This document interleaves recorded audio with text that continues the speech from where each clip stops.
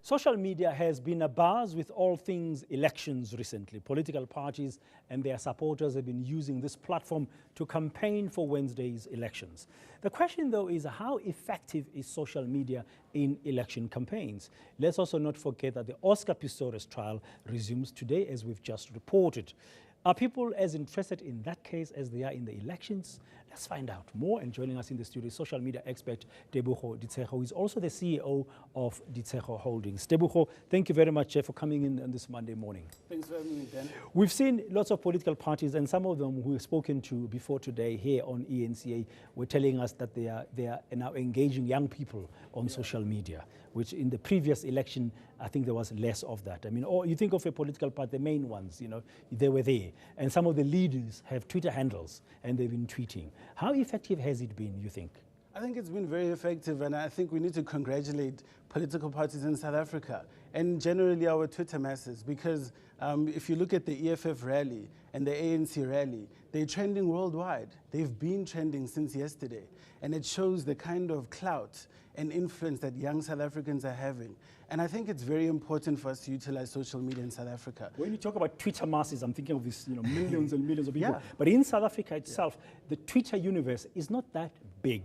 However, if you engage in the Twitter universe, as you say, you get to trend globally. Well, I disagree with that, because if you look at the previous elections, the African National Congress had just over 10 million votes. Now, South Africa has 9.4 million Facebook users who are active and 5.5 million Twitter users. And in 2012, it was 2.4 million Twitter users. So it actually does have a huge impact in the election. Does social media spread across the different income segments? I mean, from the low entry level right across to the middle class and the upper levels of our society? Well, you'll see a higher penetration within the middle class, but South Africa's cell phone penetration rate is very high.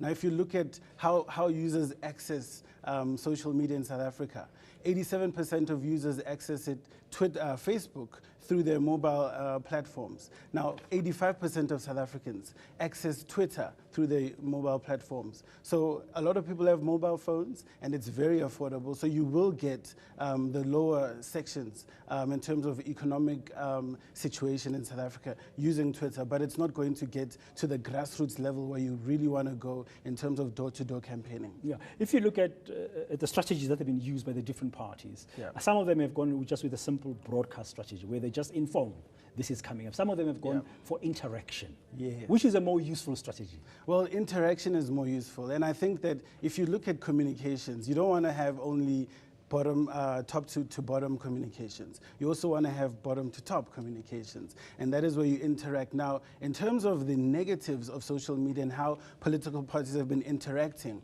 I think that they failed in terms of interacting with their users, where they seek clarity about their manifestos or the credibility of their leaders. So it's very important for political parties to interact, and also even corporates to interact with their users. Yeah, so it must be a live thing. You must have people there all the time, literally 24/7, checking what's happening and being able to respond rather than just do it in bursts or spurts. Yes, and that's the beauty of social media. And what I also like about social media is that you're able to also track public sentiment. So you can see what is trending in the world, what do people think about it. But is that public sentiment a true reflection of what's really happening generally, or is it a true reflection of what's happening, for instance, in the middle class segment? It will be more representative of what is happening in the middle class. You are absolutely correct. Now, in terms of that public sentiment of the middle class, you will be able to see it on social media and how people feel about certain issues. Yeah, okay. Now we've got 48 hours to go before the elections. No more electioneering or campaigning happening. I guess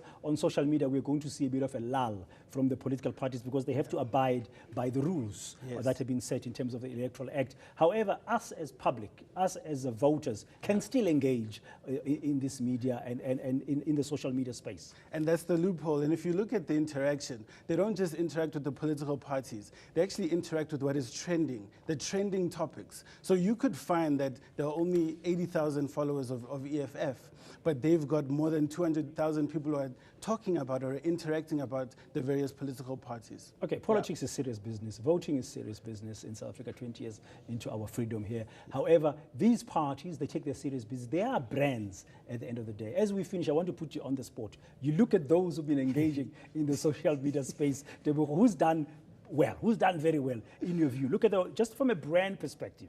Brand presence in the social media space? Well, it is reflective of how the elections are going to pan out. And the number one has been ANC, number two has been Democratic Alliance, and number three has been EFF. But the EFF has done very well because they are a new political party. But they haven't had as much interaction as the ANC and as the Democratic Alliance. Okay, thank you very much. The social media expert, Tebogo Ditshego, who's also CEO of Ditshego Holdings.